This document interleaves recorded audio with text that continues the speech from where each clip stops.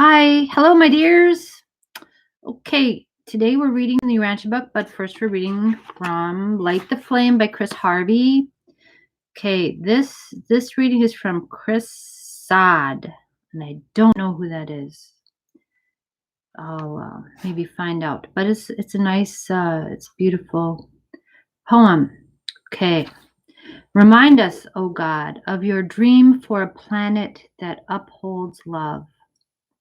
Remind us, O God, of your dream for a planet that evolves the consciousness of peace, freedom, justice, solidarity, compassion, and inclusion. That's my dream. Remind us, O God, of your dream for our earth. Remind us, O God, that you are forging a consciousness that can manifest the splendor of your love.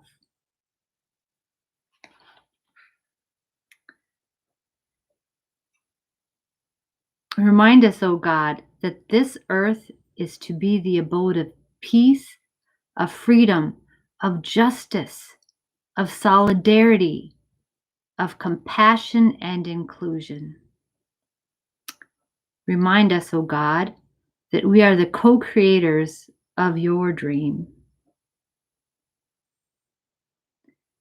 Remind us, O God, that we were born from love. We were born from love and for love, and that we are never to cease our work until this earth reflects the majesty of our love, of your love. This earth reflects the majesty of your love, of divine love. That's wonderful. I love that. Chris Saad, Saade. I have to look that up. Okay, wonderful. Thank you. Okay, so today we're reading the last part of paper 189. Peter and John at the tomb. Okay. As the two apostles raced for Golgotha and the tomb of Joseph, Peter's thoughts alternated between fear and hope. He feared to meet the master. Right, because he was kind of shamed because, 3 times before the cock crows, you will deny me or something like that, right? So, yeah. Okay, right. Peter's thoughts alternated between fear and hope. He feared to meet the master, but his hope was aroused by the story that Jesus had sent special word to him. Right, because he said the day before, he said, send for the apostles, but go, all of you, now, and tell my apostles and Peter, especially Peter, that I have risen and that you have talked with me. Okay, so he mentioned Peter's name specifically. Yeah. He was half persuaded that Jesus was really alive. He recalled the promise to rise on the third day. Strange to relate this promise had not occurred to him since the crucifixion until this moment as he hurried north through Jerusalem. As John hastened out of the city, a strange ecstasy of joy and hope welled up in his soul. He was half convinced that the women really had seen the master. Right, so Peter and John are running forward. John, being younger than Peter, outran him and arrived first at the tomb. John tarried at the door, viewing the tomb, and it was just as Mary had described it. Very soon Simon Peter rushed up and, entering, saw the same empty tomb with the grave cloths so peculiarly arranged. And when Peter had come out, John also went in and saw it all for himself. And then they sat down on the stone to ponder the meaning of what they had seen and heard. And while they sat there, they turned over in their minds all that had been told them about Jesus.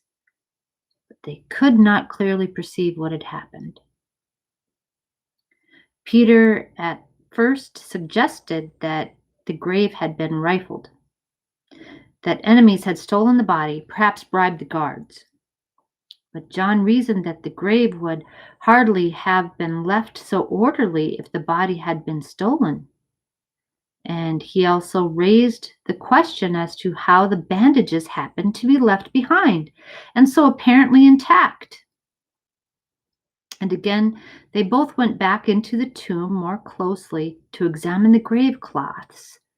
As they came out of the tomb the second time, they found Mary Magdalene returned and weeping before the entrance. Mary had gone to the apostles believing that Jesus had risen from the grave. But when they all refused to believe her report, she became downcast and despairing. She longed to go back near the tomb where she thought she had heard the familiar voice of Jesus. So she's thinking, oh, I must have been dreaming. Yeah, it's so confusing. As Mary lingered after Peter and John had gone, the Master again appeared to her, saying, "Be not doubting. Have the courage to believe what you have seen and heard. Go back to my apostles and again tell them that I have risen, that I will appear to them, and that presently I will go before them into Galilee as I promised."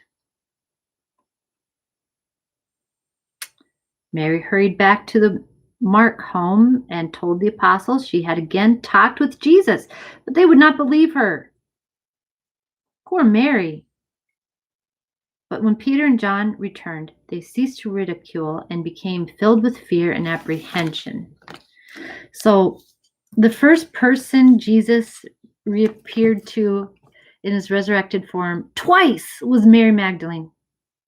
So I don't know, that's kind of must be symbolic or something. It doesn't say anything in this book about how, I don't know, they say Mary Magdalene was a prostitute and all that. You know what? We don't know any of that. I don't know that.